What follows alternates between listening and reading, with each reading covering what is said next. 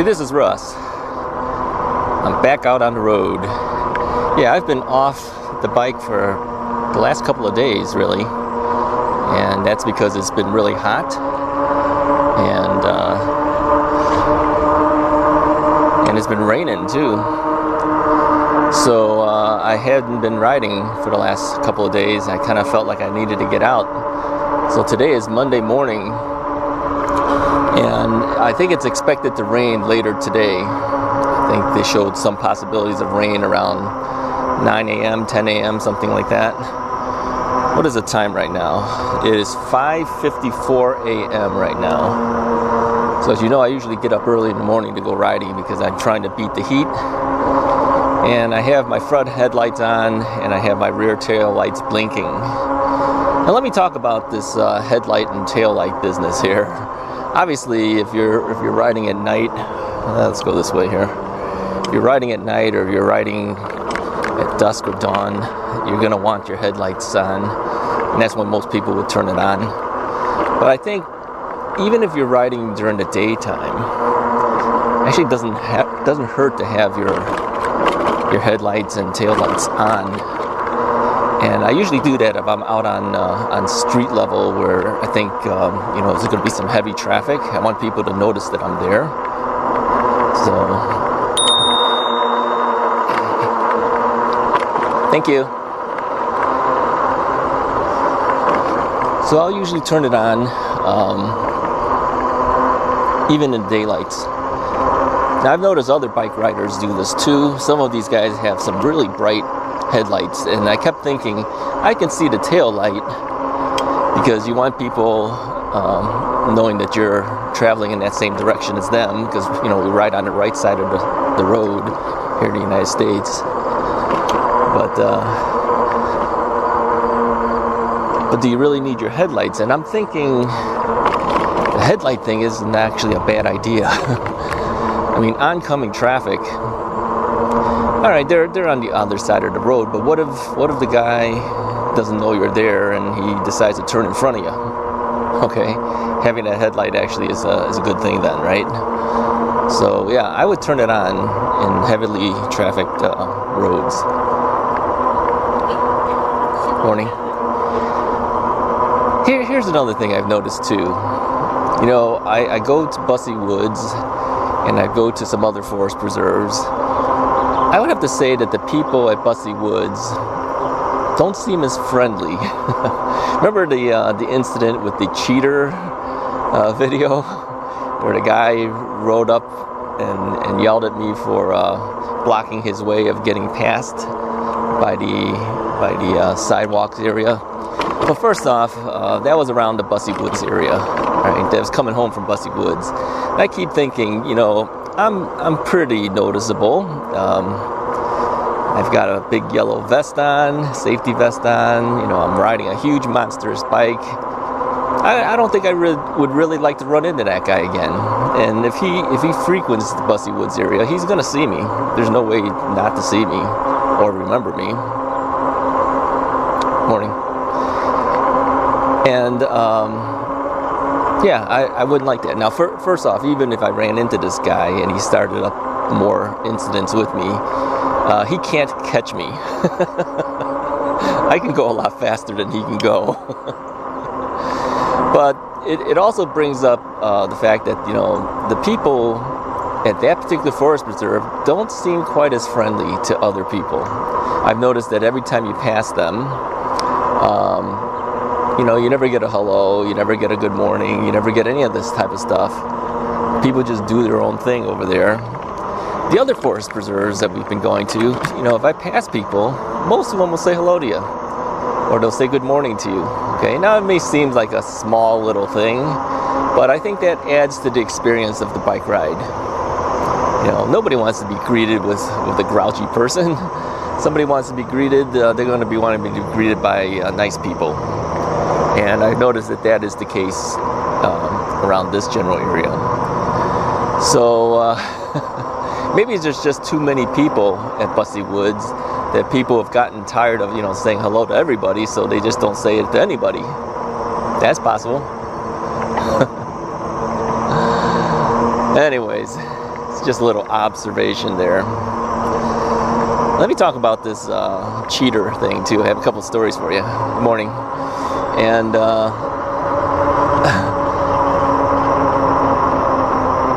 whole thing with the cheater thing, I did a post on one of the Facebook groups telling the story, and then I noticed that hundreds of people were responding to this thing. I says, okay, I should make a video about it too. Let's get it out there, right? So I made a video about it, and within 3 days' time, this is coming up on its 4th day now, 3 days' time, it's been viewed over 1,000 something times. Now that tells me a couple things here. That tells me that obviously people on Facebook groups, see my post, and then they'll go to the video link that I provide there, and then they watch it, and maybe they're sharing it with other people too,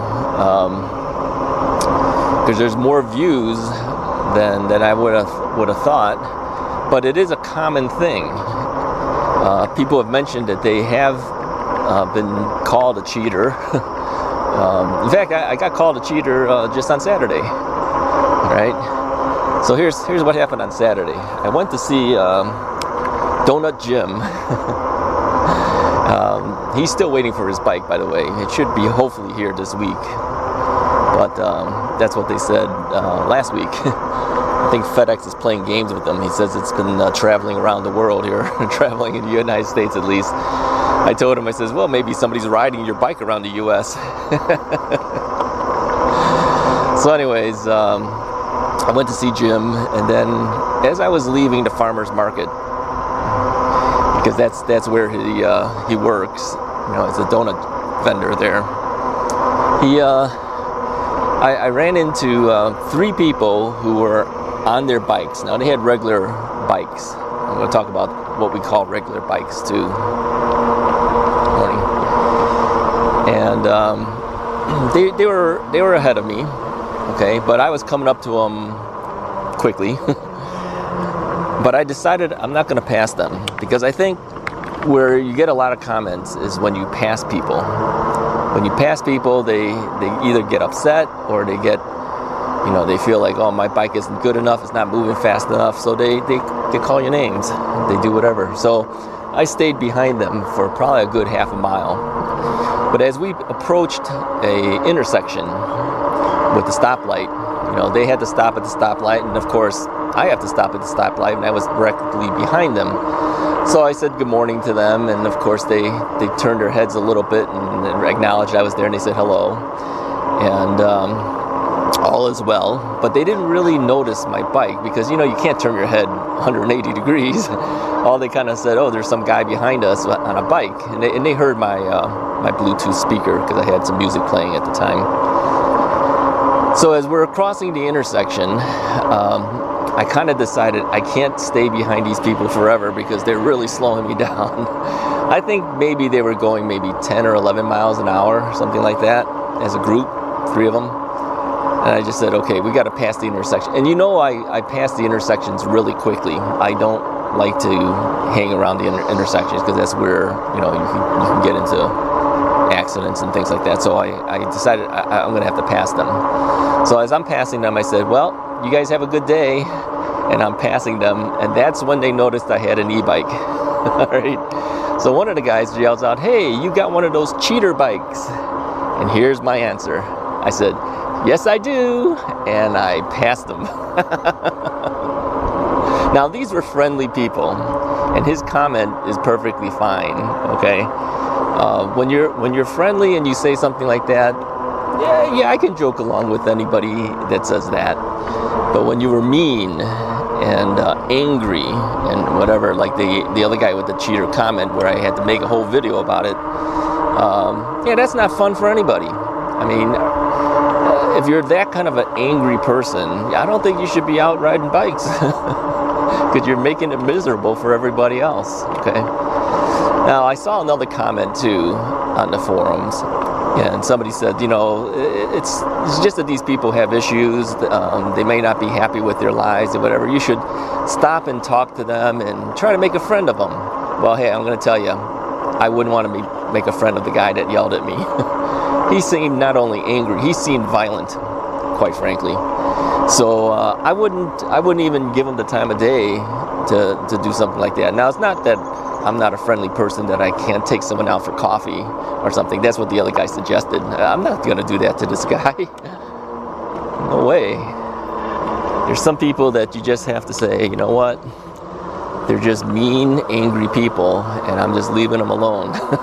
That's my suggestion to you. If you get comments from mean, angry people like that, let them move on. Another woman also commented, I don't know if it was on my thread or maybe somebody else's thread, that she got called out as well, and to the point where she says, I don't even want to get on my bike now. That is such a pity. That is such a pity that somebody's comment would stop someone else from enjoyment because of a rude comment that you made because you don't like the e-bikes or you don't like certain things. Now, other things came up that was interesting too. They said, it usually starts when you pass someone. I think that's actually true. I think it is actually true because they have an ego that you've basically killed when you've passed them, because now they say that my bike isn't good enough and I don't have one of those things, and only rich people can afford it, or privileged people can afford it, or people who think they're all that can afford it. So they make comments like that. They don't realize that sometimes people have these bikes for specific reasons. For me, I rehabbed my knee using it, and it's made a big difference to my flexibility with my knee. So, good morning. So, you don't know that. You make comments like that, and that stops somebody from riding their bike going forward because they're afraid to be out there because of people like that. That's just mean. That's how I see it. I don't understand people like that. I hope you're not like that. If you're watching this video, I hope you're not like that. And it makes me wonder sometimes why people do things like that. Can't be kind to other people. Why is that? So, anyways, I was going to talk about something else. Now I can't remember. I'm so worked up over the comments these people make and hurt other people. I just can't handle that. Anyways, today I am riding without the aid of my lavalier microphone and my external digital audio recorder. I'm just using the camera's audio recorder, and the reason I did that is because I wanted to keep it easier for myself, because I was leaving early in the morning, and I said, you know what, let's just make it easy today and not do anything. I don't have a camera facing me. It's just one camera, built-in microphone, a lot easier to deal with. All right. So that's why the audio sounds a little bit different today than maybe other days. Okay.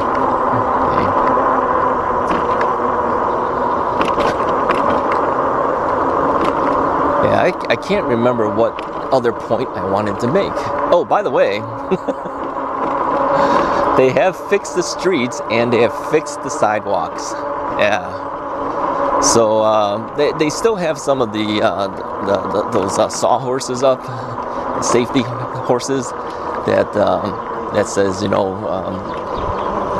sidewalk closed and all that stuff, but it is all fixed up. So as you see here, the road is all fixed. As we approach here, this is all fixed. So I don't have to get off the bike to get on, but again, you can see some of the safety things are still up. But yeah, it's all fixed, but they've got to fix the grass and whatever else that they messed up when they were fixing the curbs and the sidewalks. That's good. I will do this though. Let me stop and reset my camera, because every 16 minutes we run out. So let's do that here. All right, I'm back up. So I'm moving pretty well lately with my bike and my knee. My knee is having less problems, it seems. It looks like they cut some of the vegetation here that overhangs so I don't have to be dodging things as much. Oh, my tires are coming in too. They should be in tomorrow. As long as FedEx doesn't mess up, it'll be here tomorrow. Now, I'm not going to change the tires right away. I bought this as a backup. There's things written on the floor here. What does it say?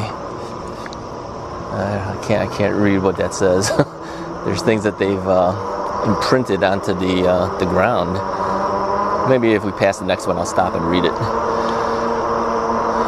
But yeah, I'm not going to put the tires on right away. It's there when the tires are to the point where I feel it's not safe. Then I will change out the front tire first. And then when the rear tire wears out, I'll change out the rear tire. Doing it this way, eventually the rear tire, when it's been changed out again, will catch up to the front tire because the rear tires wear out faster. Good morning.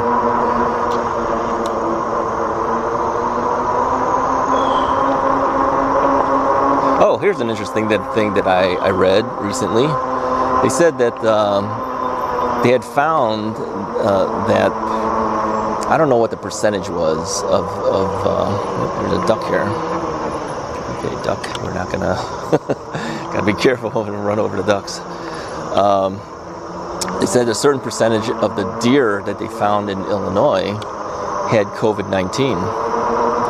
And they're wondering how these deer have it. I think something like 50% of the deers that they tested or something out in the wild had COVID-19. How did that happen? Now, you know that I pass a lot of deer when I'm on these trails, but hey, I'm staying away from those things.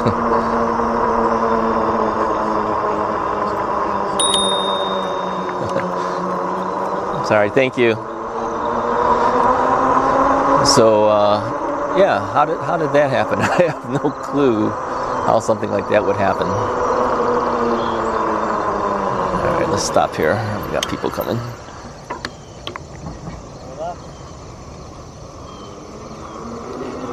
Morning. And there's a guy with an e-bike.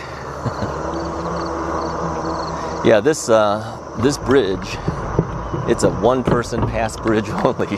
It's not enough space for two to go by. So somebody's got to give up that space. Now, I have to wonder if the guy who yelled out at me would have stopped for the other guy. I bet you he would have barreled through. It's just the personalities of some people, I guess. All right, let's see. What do we have? You know, when we round these turns and these corners, sometimes you can't see ahead, so you really have to slow down, because if there's somebody there, you don't want to run into them. I took the regular battery today. I didn't bring the big 20 amp hour battery, 52 volt 20 amp hour battery, because I don't plan to be riding that much today. The rad battery gives me at least a 25, 26 mile range, depending on how I ride. At worst case, about 24 miles. I'm not gonna be doing more than that today, so I'm not bringing the big one. Here's a thought that I was thinking. You know, I would get a lot more range if I had two of those Chinese batteries. You know, one sitting in the triangle of the bike, the other one sitting on the rear rack, because we get about 49 miles when I do a 50% throttle, 50% PAS3. That's a lot of range. If I had two of those, I'd have almost 100 miles of range. All right, now I can't get that with the rad battery. The rad battery is lower in power, but I do know there's a lot of people who won't do what I did, because you have to modify your bike. You have to change it. Oh, look at these deer. Can you guys see that? They're running off. Look at that. There's a couple of small deer there. All right, I know you can't maybe see them real well, but I'm going to try to angle a little bit here. You guys see them? They're just right out in the field here. Yeah, we got to stay away from them. They may have COVID-19. All right. Yeah, there they are. Wow, amazing. So anyways, what was I talking about?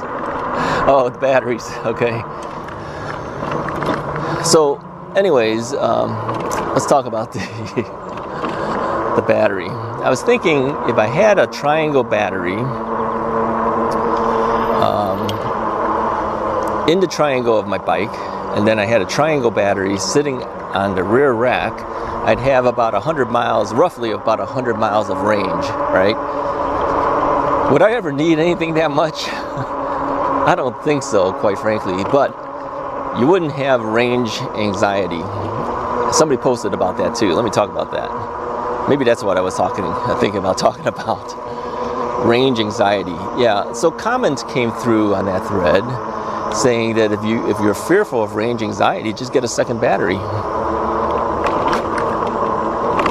Morning. I would tend to agree with that. If you have a second battery, you can go further, and you don't have to worry about the fact that you're going to run out of battery power. But the second battery would also mean, based on your choice of battery, whether you get more range or you get the same as the current battery. Like for instance, if I had purchased the Rad Power Bike's replacement battery, that's a 48 volt, what is that thing, 14 amp hour, I think. We know that I get about 24 to 26 miles on average with that thing. The highest I've ever done was 29 miles, but I had to ride on pedal assist level 1 throughout the entire time. That's not how I normally ride, okay? So based on the norm of how I normally ride, I can get maybe 24 to 26 miles out of my battery, based on my weight, based on my riding style, based on where I'm riding, okay?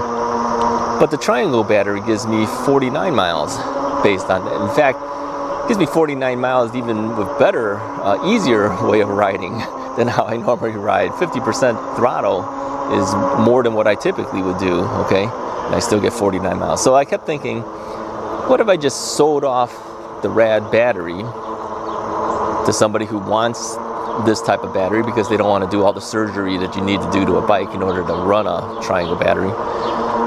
What if I sold that off, took the money, and bought another triangle battery? Stick one in the triangle, stick one on the rear rack, and get about almost 100 miles of range. What if I did that? Morning. So, yeah, I kept thinking that might be a smart thing to do. Now, the bike would not look like the standard radrover anymore because you've got this big battery sitting in the triangle, but I've gotten over that. It doesn't look exactly like a regular Rad Power Bike radrover, then so be it. But think about the range I can get out of that. That means I can go literally anywhere. If I wanted to join in on some of these bike rides that people do, I could do it. Wouldn't have to fear anything. Most people don't ride 100 miles at any given time. Okay, but I could do it if I wanted to. Alright, now I gotta pedal up fast up this hill because this is the hardest hill to climb. So we're gonna go fast and hard. It's the only time that I really throttle 100% and pedal as hard as I can to get up this hill. Now, I don't think you would have that problem if you changed the controller. You've got those 35 amp controllers from Bolton e-bikes. If you changed the display and controller, I think you'd be able to go up that hill with no problem. And of course, if you had a better motor, you would have no problem either. I think that's where the Rad Rover 6 would do better, because I think that has a true 750 watt motor in it. I think the Rad Rover 5 probably has a 500 watt motor that peaks out at 750. That's my guess. I don't know for a fact, but nobody knows a whole lot of things about this Rad Rover 6. That's another video that did very well. I did my perspective on the Rad Rover 6, and I put down the things that I guessed about it, based on things I've seen and read so far.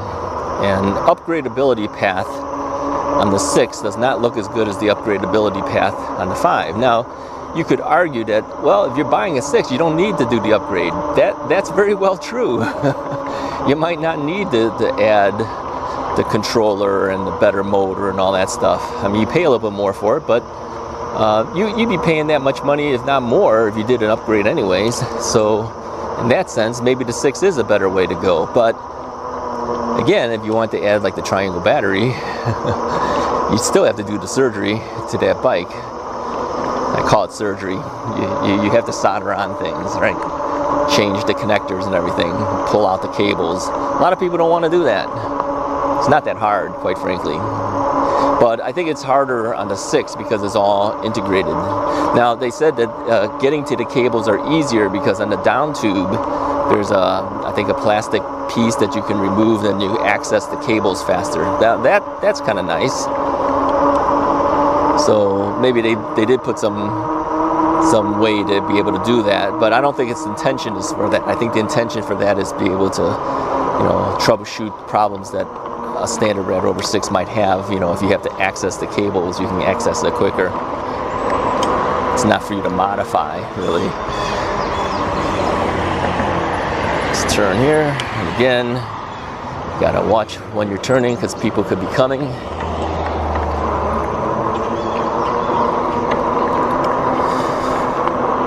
So these are just some things that I've noticed, some things that I think about over the weekend.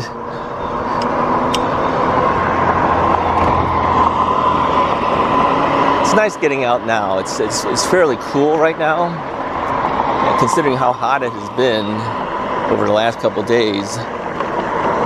It's kind of nice to get out in the coolness. You got to get out early in the morning to do it, though. Unfortunately, not everyone can do that or wants to do that. But I've been fortunate enough to be able to do it in the mornings. Now, I know the videos don't look as good for you guys when I'm recording this early in the morning. Sometimes we have the sun is blasting through and we can't see as well, and other times that the image sensor doesn't perform as well in low light compared to bright light. All right, waiting to cross here, but it's easier for me to ride in the morning hours.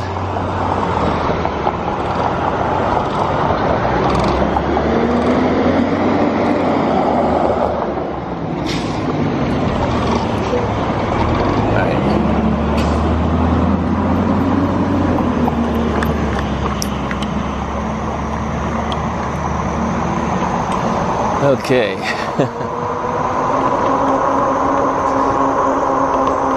Crossing the road is always the toughest thing. Crossing this one is not so bad. You got stoplight there. It's just waiting for it. The other road that we're going to eventually cross, there is no stoplight, and traffic moves at 40-45 miles an hour, so you have to wait your turn and hope that both sides are clear before you cross. Getting started up real quickly on a bike is not that easy, so you have to time it just right and make sure there's no cars around to do it. Let me say something for new riders too, because I know there's a lot of new guys that come on board on the Russ is Right channel, and some of you guys might be brand new. Practice up. Don't do hard stuff right off the bat. Find some trails or find something that you can practice on. Practice your braking, because disc brakes are a little bit different. Some of us have hydraulic brakes, some of us have mechanical like mine, but still it's a disc brake, mechanical brake. The new radrover 6 has kind of a hybrid hydraulic brake with cabling system. So yeah, these brakes take a little while to get used to. Your center of gravity, of course, is different. If you're riding like me, I have my seat fairly high up. Some people have the seat really low because they want to touch the ground with their toes or their feet solid on the ground when they're sitting. It doesn't suit me because I'm trying to rehab my knees. I need good extension when I'm riding. So I have my saddle as high up as necessary to get the best extension, proper extension, when I'm riding, and so that your center of gravity is thrown off because of that. And these bikes are pretty tall and big, so you got to get used to that. All right, get used to the fact too that when you hit that throttle, it can jerk you really hard. If you have like a Hemiway, be real careful because those things have really really fast and hard torque. So what happens is, you know, it can jerk you to the point where you could fall off the bike. All right, so be careful with that. On other bikes like the Rad, I think you got to do a full rotation on your pedal before the pedal assist kicks in. Okay, somewhere along the way I lost you guys. Yeah, I had the timer set to remind me after 16 minutes, but the ring alarm on my phone was set too low, I couldn't hear it. Plus, of course, with cars coming, I was just passing through the intersection. So I don't know how much you heard, how much you didn't hear. I don't know when that thing shut off. Let's just talk about a new topic. All right.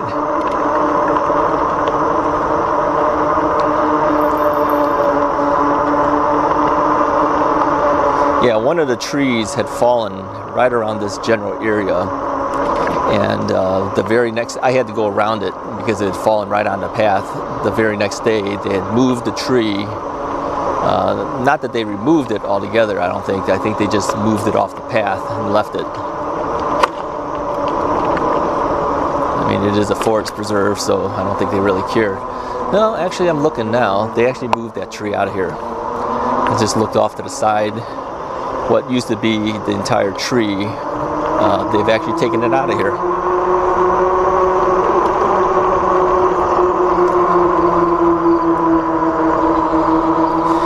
All right, let me tell you our mileage here. Today is Monday. I will probably post this on Wednesday, my guess, because Tuesdays are knee replacement videos. By the way, you might have noticed that I did not have a knee replacement video for you on Friday. Too many things were going on in my life at the time, so I didn't get a chance to make a video, and I kind of felt bad about that because we don't do that many knee videos anymore. We only do it like twice a week. And I said, well, I kind of owe the people a video, and didn't get around to doing it. So we'll have a video hopefully on Tuesday for the knee patients. And then, this video will probably be posted up on Wednesday. Now, I've been holding off on recording many of my rides because I used to record almost every single one that I went on. And I was getting so far ahead of myself that, you know, it'd be a whole week before you actually see the videos because I had to publish the other videos that have already been recorded. So I've been waiting.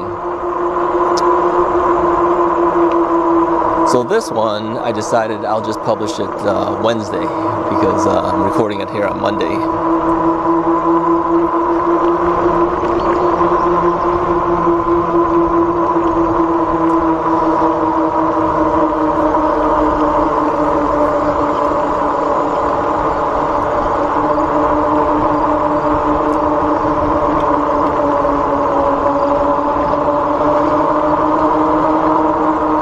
So yeah, I just to mention again for new riders, okay, if you have things like this to go on, like I'm going on right now, do these things, okay, because it's a lot easier. You don't have to think about cars and everything.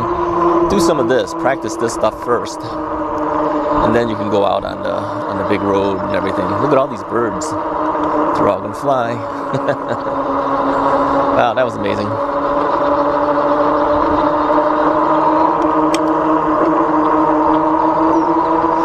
Yeah, I'd have to say I've seen a lot of nature since riding my bike. You know, running across deer all the time. I ran across a turtle. I ran across a little snake. A little field mouse. Lots of little chipmunks. Good morning. So, yeah. It's a lot of fun.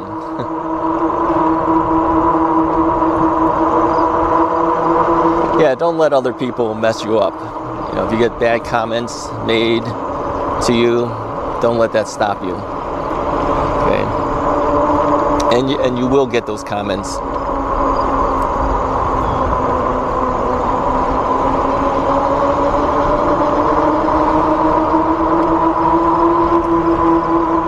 Anyways, I'm glad you guys are able to join me on these things.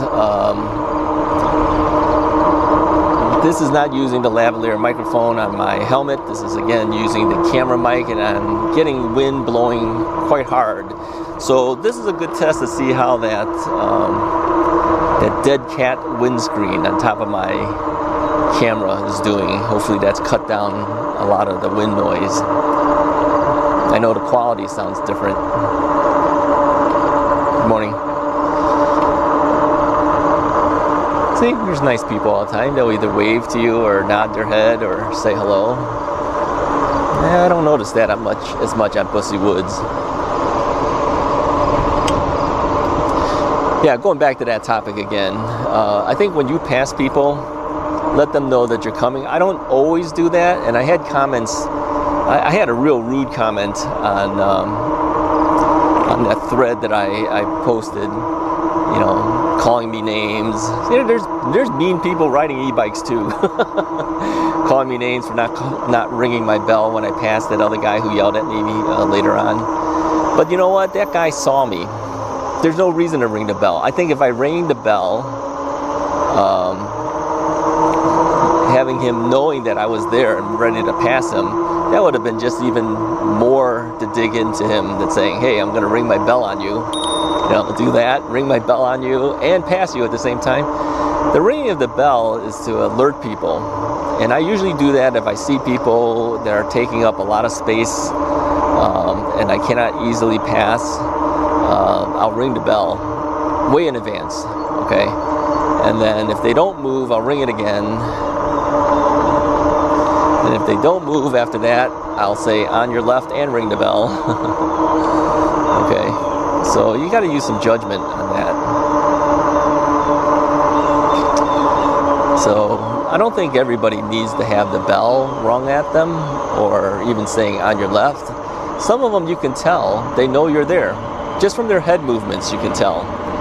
And some other people commented, says, we noticed you don't ring your bell all the time. Yeah, you don't have to.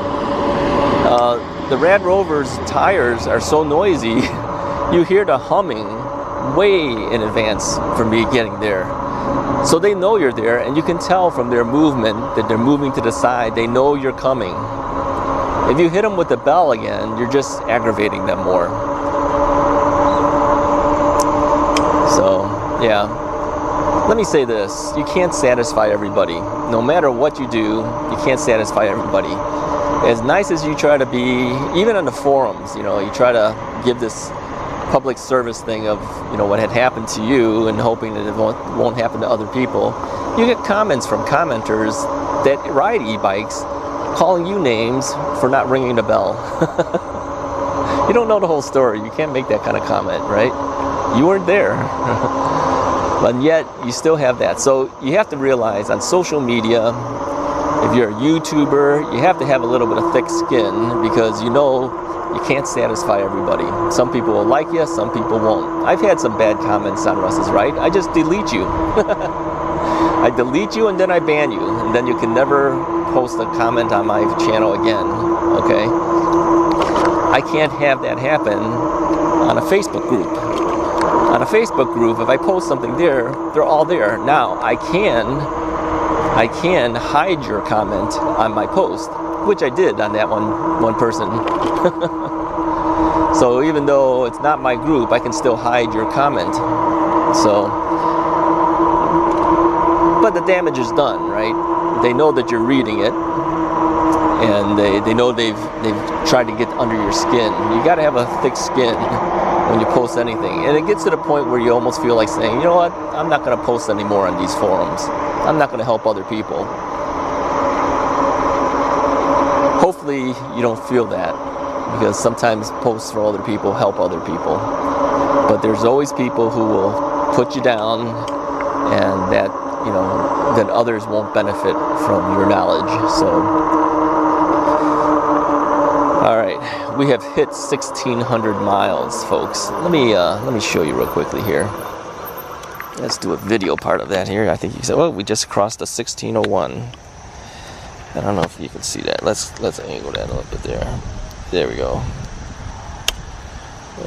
There, right there, 1601. So I have had my. Let me move this camera back. It's always hard to get the adjustment back to where you want it. Hopefully that's okay there. I've had this bike literally just a day or two past 4 months. I've done 1,600 miles already on it.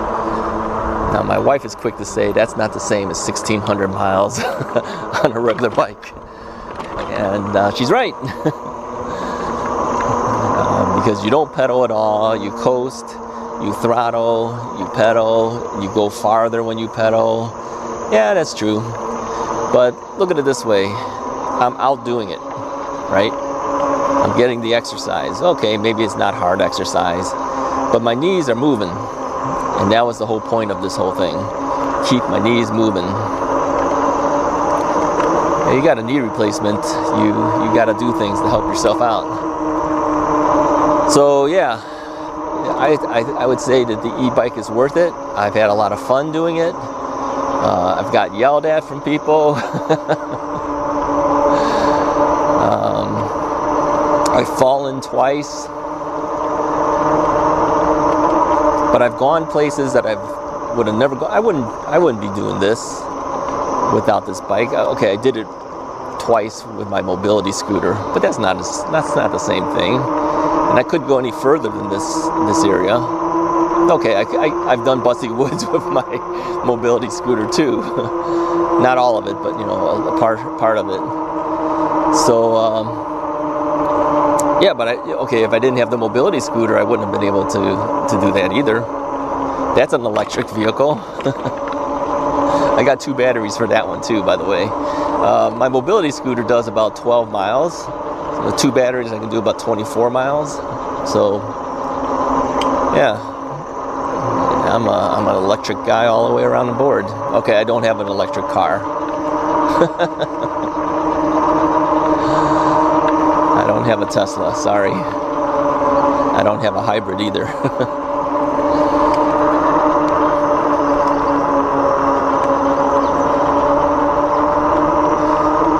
Anyways, I appreciate you guys coming along on the ride. We've pretty much gone through the entire path again. Once we get up to a certain point, that's where we started out on this road here. I'll let you go at that point. But yeah, these videos are long. I know that. I know not everyone watches it to the end. Some of you guys might skip around. Maybe you don't even get to the end. But for those who stick around for the whole thing, I appreciate it. It gives me something to do besides riding the bike. Just talking to somebody is fun for me. Oh, Donut Jim said he was surprised that I can continue talking and just coming up with things to talk about. I said, hey, you know, I used to be a teacher, right? I taught photography.